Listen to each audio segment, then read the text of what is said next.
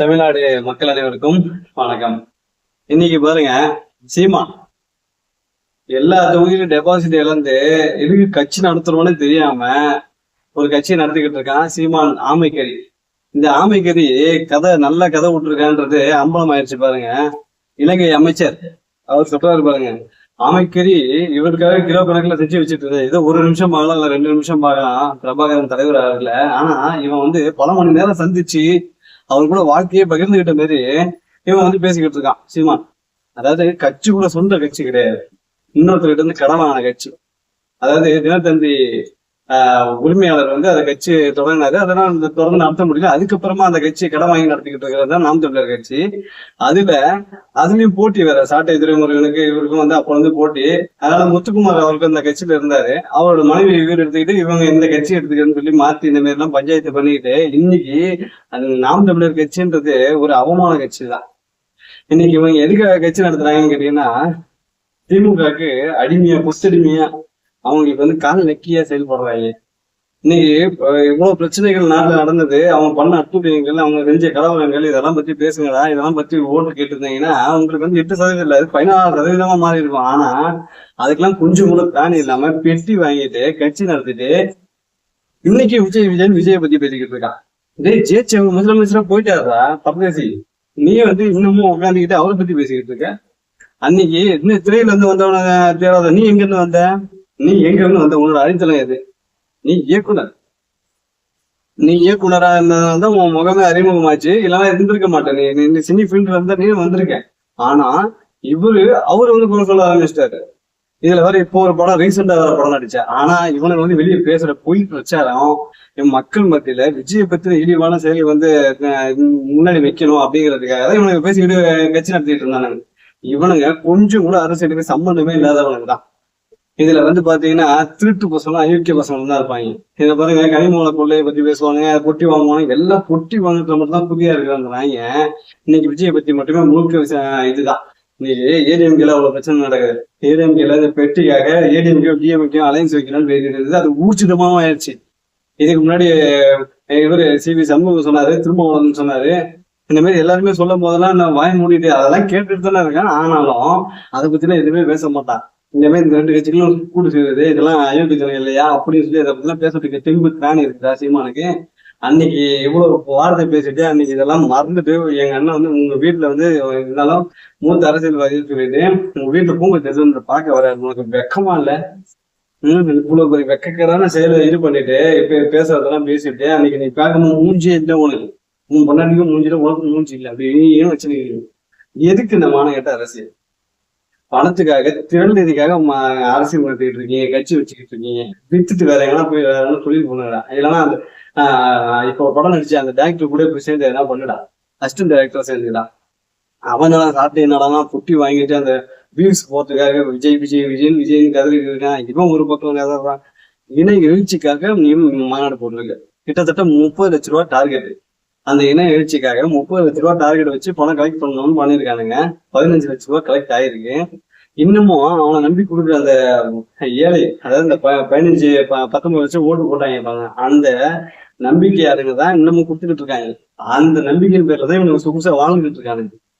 சொகுசான வாழ்க்கை வாழ்ந்துகிட்டு மக்களை ஏமாத்திக்கிட்டு மக்கள் பணத்தை சுரண்டிக்கிட்டு இவர் வந்தாதான் கிழிச்சு போறாங்க. தமிழ்நாட்டுல ஒரு கட்சியை வச்சு ஒரு நிர்வாகம் பண்ணி அதுல திறமையா அடுத்தடுத்த வாக்கு சதவீதம் உயர்த்திட்டு போறதுக்கு என்ன வழியோ என்ன அடிப்படை தேவையோ அந்த மாதிரி கொண்டு போறதுக்கு வழி இல்லை, வர்க்கம் இல்லை.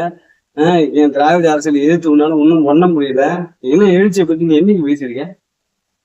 திருமாவளவன் அவர்களோ இல்ல வேல்முருகன் அவர்களோ பரவாயில்ல போல இருக்கு.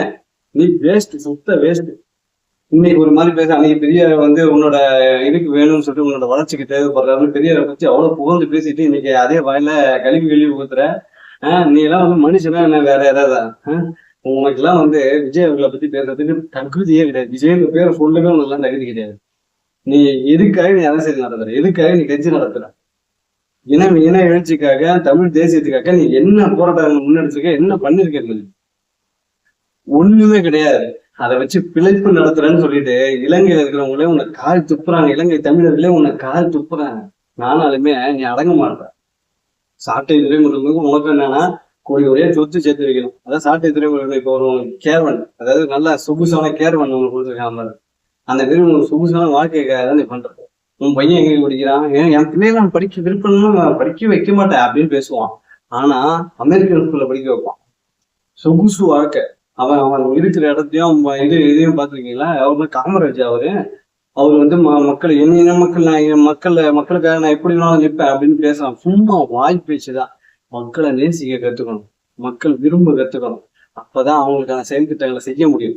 திரட்டுறிய கட்சி மீட்டிங் போது அதுல மீன் வச்சு இவ்வளவு பணம் 20 லட்சம் ரூபாய் மீன் இருக்கு, அந்த இதை வச்சு நான் நலத்திட்டங்கள் செய்யறேன்னு இன்னைக்கு அது ஒரு நாள் செஞ்சிருக்கானா?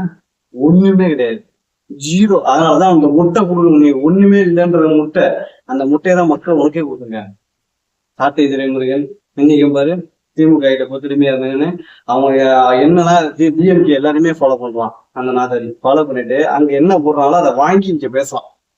அவங்க போடுற போஸ்ட வாங்கி இங்க பேசலாம். இதுதான் சாட்டை துரைமுருகனோட முழு நேர வேலை.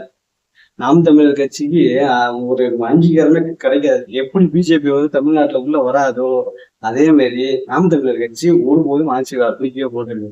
நீ என்னைக்கு உன்னோட நிலைப்பாட்டுல இருந்து மாறி நீ வந்து தரமான அரசியலை முன்னெடுக்கிறியோ அன்னைக்குதான் மாறும். நீ எப்படி நீ ஒரு 3-4 வருஷத்துக்கு முன்னாடி இருந்த நீ எப்படி வந்து எல்லாம் பேசுறது உண்மைன்னு நினைச்சு நம்புனாலும் அந்த மாதிரி உண்மையான அரசியல் நெருங்கி பேசிட்டே அப்பதான் நம்புவாங்க. சும்மா யூடியூப்ல பார்த்துட்டு வந்து இவர் பிரபாகரன் பேசின வசனங்களோ இல்ல இவரு ஷேக்வாரா பேசின வசனங்களோ அதெல்லாம் பேசிட்டாக்க உன்னை வந்து நம்பிட மாட்டாங்க. யூடியூப் பயிற்சியம் எல்லாமே நாம் தமிழர் கட்சியில இருக்கிறது எல்லாமே அதுதான். உங்களுக்கு எல்லாம் தகுதியே கிடையாது. உங்களுக்கு எல்லாம் வந்து தமிழ்நாட்டுல அரசியல் பண்றதுக்கான தகுதியே கிடையாது. மக்களுக்காக என்ன செஞ்சிருக்கீங்க, என்ன குரல் கொடுத்துருக்கீங்க, என்ன பண்ணிருக்கீங்க கேட்டாக்க ஒண்ணுமே கிடையாது. குரல் கொடுக்க மாதிரி போவாங்க, அப்படியே போயிட்டு பொட்டி வாங்கிட்டு வெளியே வந்துருவாங்க. இதுதான் அவங்களோட முழு நேர வேலைப்பாடுகள். அது மக்களுக்கு தெரியாம இருந்ததுனாலதான் இன்னமும் ஏமாந்துட்டு அந்த 19 லட்சம் வாங்க கூட எப்படி வந்துச்சுன்னு தெரியல. உங்களை வந்து வயசானவங்க இது அவங்க எல்லாமே நம்பினாங்க. அவங்க நம்பிக்கையில இருந்து மாற்றல வெளியே வரல. அவங்களும் வந்து இந்த தொலைபேசி அலைபேசி இது எல்லாத்தையும் உனக்கு சமூக வலைதளங்கள் இதெல்லாம் பயன்படுத்துனாங்கன்னா உனக்கு காய்ச்சி கொடுத்துருப்பாங்க. வந்து என்னை ஜெயிக்க வைக்கல, ஒரு வேலை நீங்க ஜெயிக்க வச்சுட்டு இருந்தீங்க அவ்வளவுதான். 5 பேரோட உள்ள போய் என்ன பண்ணுவோன்னே தெரியாது. ஆமா 5 பேர் உள்ள போய் நின்று இப்படி கையை கட்டிட்டு திரள்நிதி போடுங்க, பிச்சை போடுங்க, தமிழ்நாட்டை காப்பாற்றணும்னு சொல்லி பேசிருப்பேன். அதெல்லாம் பேசிருப்பேன். உனக்கு வேற என்ன தெரியும்? இவரு தோக்கடிச்சிட்டாங்கன்னா அதனால தப்பிச்சிட்டாங்க. அதெல்லாம் ஒரு வார்டு கவுன்சிலரா கூட உனக்கு ஜெயிக்க வாக்கு இல்லை, உனக்கு ஒப்பு இல்லை.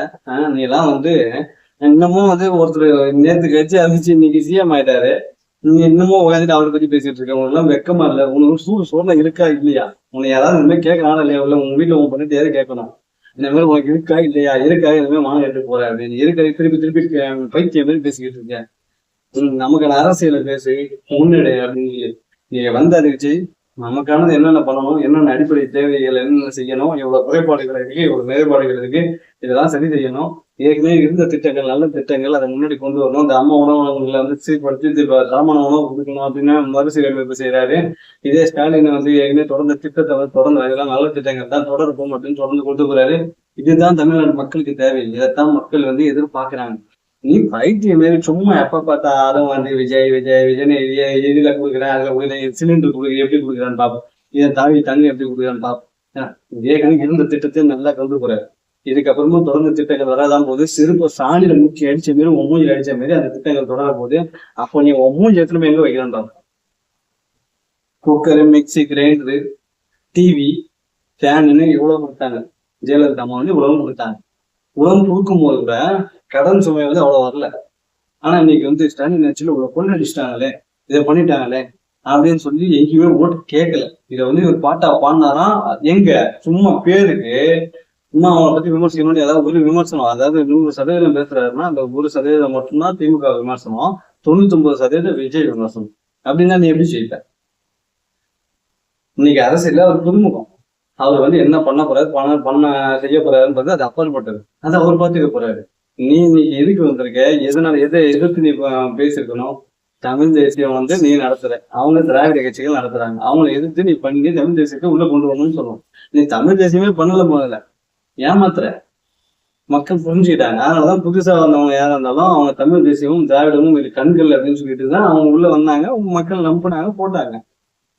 இன்னைக்கு இலங்கை மக்களுக்காக குரல் கொடுத்து பேசுனவங்க எல்லாருமே வந்து பாத்தீங்கன்னா பரவாயில்லன்னு தோணும். நீ வந்து ஏன்னா வந்து பொய்யான விமர்சனத்தை வச்சு பொய்யான இதை வச்சு அவங்க பணம் சேர்க்கறது, ராமேஸ்வரத்துல யார் பணத்துல இருந்து குடிபெயர்ந்து வந்தவங்கள வந்து பணம் வாங்கி ஏமாத்துறது, இந்த மாதிரி வேலை தான் தொடர்ந்து பண்ணிக்கிட்டு இருக்காரு. திருநெல்வேலியில மட்டும்தான் உங்களோட கட்சி ஓடுது. திருநெல்வேலி இல்லைன்னா ஒண்ணுமே கிடையாது. இந்த கட்சி வந்து இப்படி நடத்திக்கிட்டே சாட்டை துரைமுருகன் என்னைக்காவது ஒரு தவறான இந்த மாதிரி ஒரு கொள்கை பரப்பு செயலாளர், ஒரு கட்சியின் கொள்கை பரப்பு செயலாளர் அவ்வப்போது வந்து எல்லாரையும் விமர்சனம் பண்ணி தவறான முறையில தீவிரமா வந்து விமர்சனம் பண்றாருன்னா அவர் கட்சியில கண்டனம் தெரிவிக்கணும், இல்லைன்னா அவருக்கு அந்த பதவியில இருந்து விளக்கணும். அது கிடையாது. எங்க அண்ணன் தான் சொன்னாரு போட்டு பழக்க சொன்னாரு, அதனாலதான் நாங்க போட்டு பழக்கிறோம் அப்படின்னு பேசினா அவனை எவன் மதிப்போம்?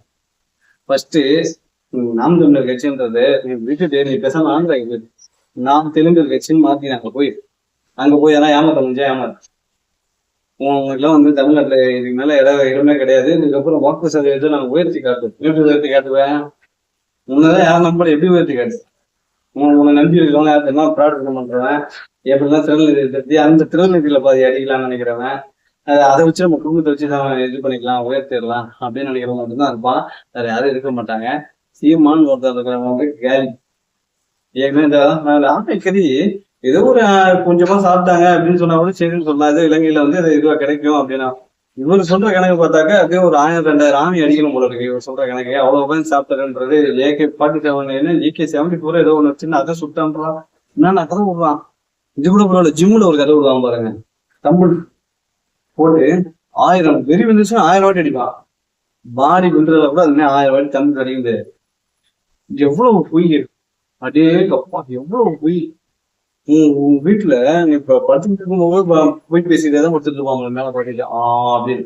அந்த வீடு பொய்மான், நிச்சயமான கிடையாது, பொய்மான். உன்னை எவ்வளவு பேர் கல்வி ஊத்திட்டாங்க, அவனுக்கு திரும்பவே மாட்டேன், பொய்யாதான் பேசுறேன்.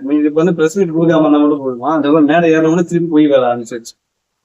இது வந்து விவசாயத்தையே வந்து இதுவா மாத்திடுவாராம், கவர்மெண்ட் வேலையா மாத்திடுவாராம். நீ என்னென்ன பொய் சொல்றது திருப்பி பேசிக்கிட்டே இரு, மக்கள் ஒரு தக்க பதிலடி கொடுத்துட்டே தான் இருப்பாங்க. கீழே உடைய கை தட்டுறவங்க எல்லாம் என்ன நினைச்சிட்டு இருக்க, உன்னைய வச்சு சம்பாதிக்கிறவனா வேற எவனுமே கிடையாது. பத்தியா நீ போடுற கூட்டம், ஒரு கட்சியின் ஒருங்கிணைப்பாளர் ஒருத்தன் வந்திருக்கானாக்க எவ்வளவு பேர் வரணும் பாக்கிறதுக்கு, ஒருத்தனும் வரமாட்டான். இதுல இருந்து உங்களுக்கு தெரிஞ்சுக்கணும், கை தட்டுறவங்க மட்டும் தான் வந்திருக்கான். அதனால உன் கட்சியை நீ காப்பாத்திக்கணும்னா இதுக்கப்புறமாவது விஜய்ன்ற டாபிக்கை மாத்திட்டு உனக்கு என்ன அதாவது தமிழ்நாடு அரசியல் மக்களுக்கு என்ன தேவையோ அதை கொண்டு போனீங்கன்னா மட்டும்தான் கட்சி இருக்கும், எல்லாம் கட்சி காணாம போயிடும். அதான் நடக்குது.